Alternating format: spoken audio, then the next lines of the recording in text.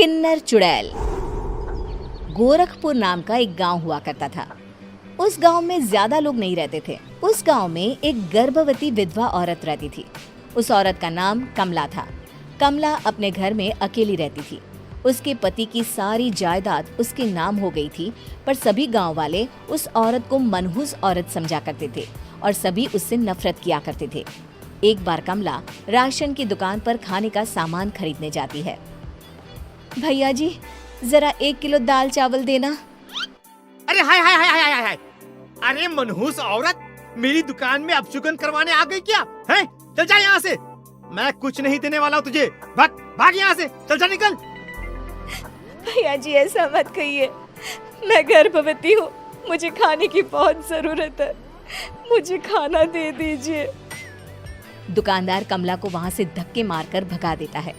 तभी कमला रोते रोते उस गांव के किन्नरों के इलाके में आ जाती है।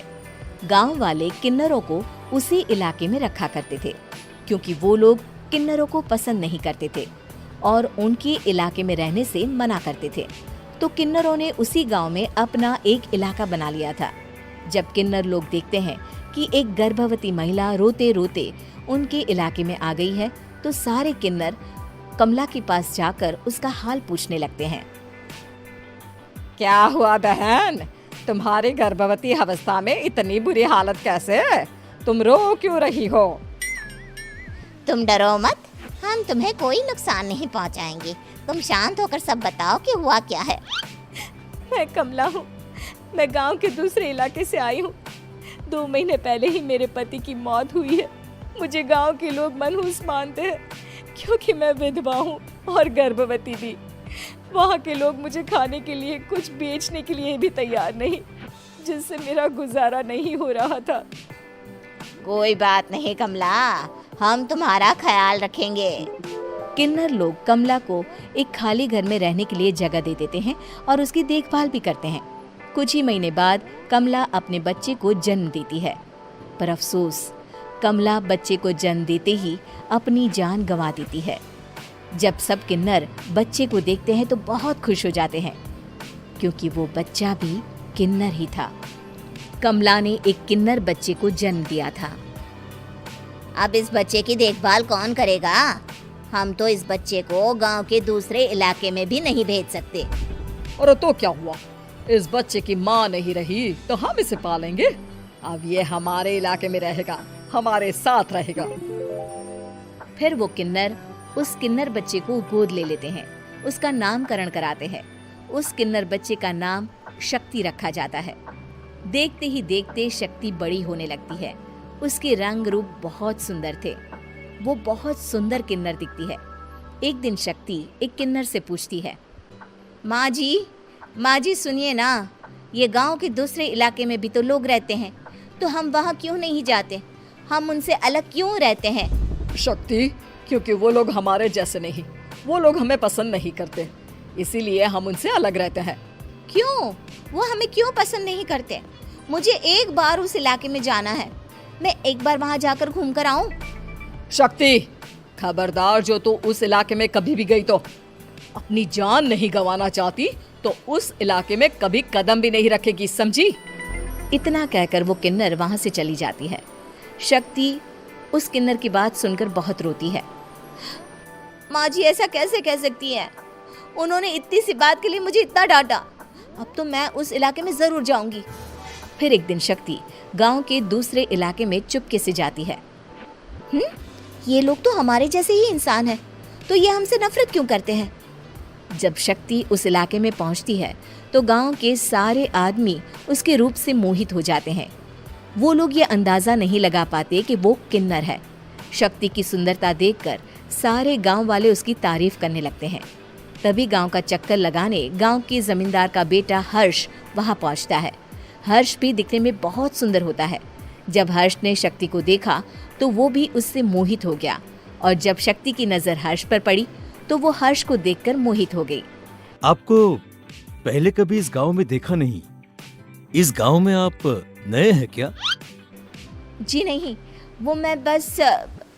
तभी शक्ति बोलते बोलते रुक जाती है और मन में सोचने लगती है, अगर मैंने इनको बता दिया कि मैं दूसरे इलाके से आई हूँ तो वो समझ जाएंगे कि मैं किन्नर हूँ, इसलिए मुझे इनसे झूठ ही बोलना पड़ेगा।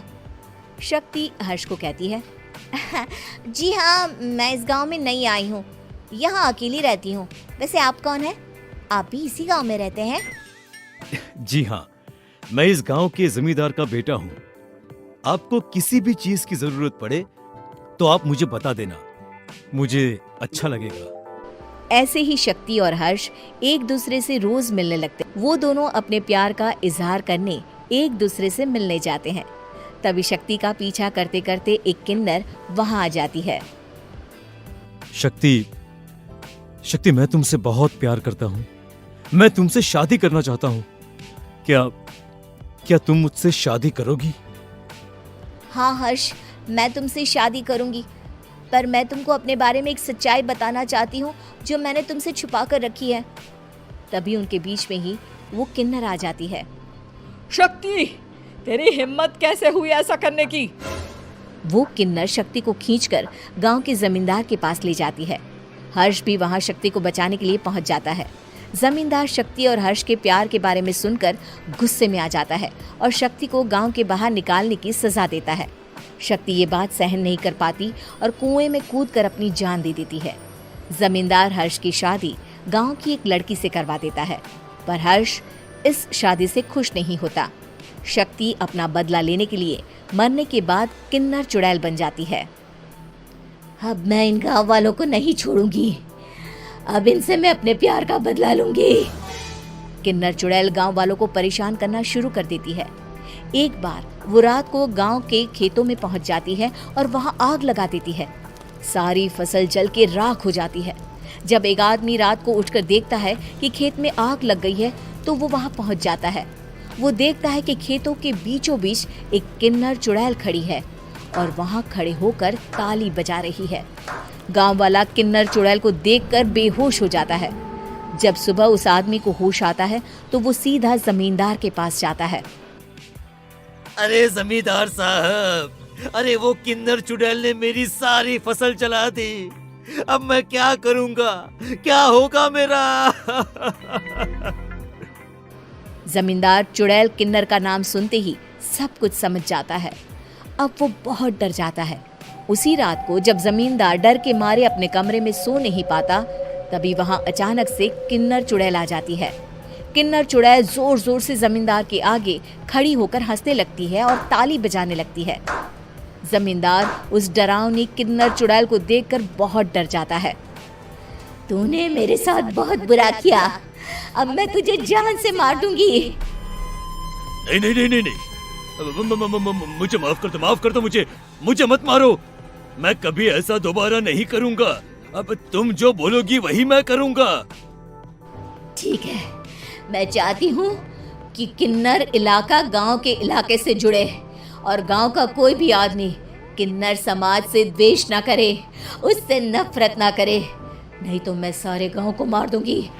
और तुम गांव में एक नया कानून बनाओ कि अगर किसी ने भी किन्नर समाज को हानि पहुंचाने की कोशिश भी करी या इनसे भेदभाव करने की भी कोशिश करी तो उनको कड़ी से कड़ी सजा मिलेगी। हाँ हाँ हाँ हाँ, मैं ऐसा ही करूंगा। तुम जो बोलोगी वो मैं करूंगा, पर मुझे जाने दो प्लीज। तब वो किन्नर चुड़ैल वहां से चली जाती है। गांव का जमींदार किन्नर चुड़ैल का कहा मानते हुए दोनों इलाकों को एक कर देता है और नया कानून भी लागू कर देता है। तब से वहां किन्नर समाज और बाकी गांव वाले शांतिपूर्वक रहने लगते हैं।